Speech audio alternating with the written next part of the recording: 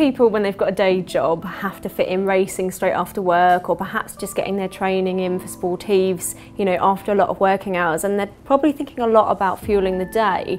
But how important is it to get it right before you go to bed? Great question, Rebecca, and such an interesting area, I think, and probably unexplored, and hence why people are asking this question. And I look at that as an opportunity before bed, or a late evening snack or a light dinner, as an opportunity to leverage or take advantage of the training you've done so you can adapt fully to that training. But also to really try and optimize your sleep. You know, sleep being probably the most powerful recovery tool you have at your disposal. It's pretty cheap as well.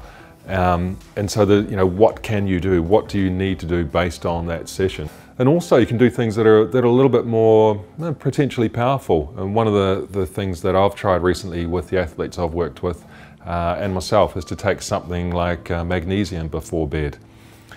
Just to try and help the body sleep, help the body wind down, and actually get the central nervous system dropping down from that period of intense activity, whether it be training or whether it be racing. And if you have been perhaps doing the intensity, a race or training after work, into the evening, into bedtime, is there anything you should really avoid doing before bed? Is there anything you really shouldn't be consuming? Obvious one would be caffeine. That's not going to help. You know, even though we love an espresso after dinner at times. Alcohol is another one that's going to influence the quality of your sleep, even though you may feel sleepy after, you know, consuming even 1 unit of alcohol. It's going to affect the quality of your sleep and therefore your recovery. The other thing, just coming back to food, is that I would try and avoid food that is too high in fat and perhaps even too rich in protein. It's quite slow to digest, these types of foods or these types of nutrients specifically. So, you know, that can essentially slow down the amount of time it's going to take you to sort of wind down and go to bed, and no one really wants to go to bed on a full stomach. But you can take high quality protein, fast digesting carbohydrates in the form of even something like an omelette on some plain rice. That could be white, that could be brown. Something like that is quite a light meal.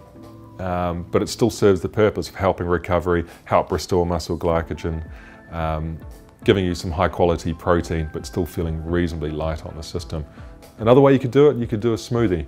And then really you can change what's in that smoothie to deliver something to your body that, again, is digested quickly gets those nutrients into your body, and then you can start sleeping. Your body has got something to work with to help repair the muscles during that sleep. And I find it's a real mix, but some people actually really struggle to eat after intense exercise, don't they? Especially later. So I guess a smoothie or making sure you're having a drink is really crucial, rather than having absolutely nothing if you're finding it hard to stomach. Actually, I mean, it's a brilliant point.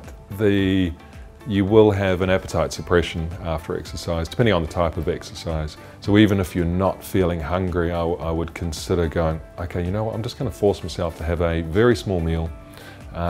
Maybe a large snack, you could say, or 400 to 500 mils of a smoothie, so that you don't literally wake up at 4 o'clock starving, and then we all know what happened there. You'll open the fridge and go for probably a poor choice. Definitely. Thank you. Not you. Yeah, I would.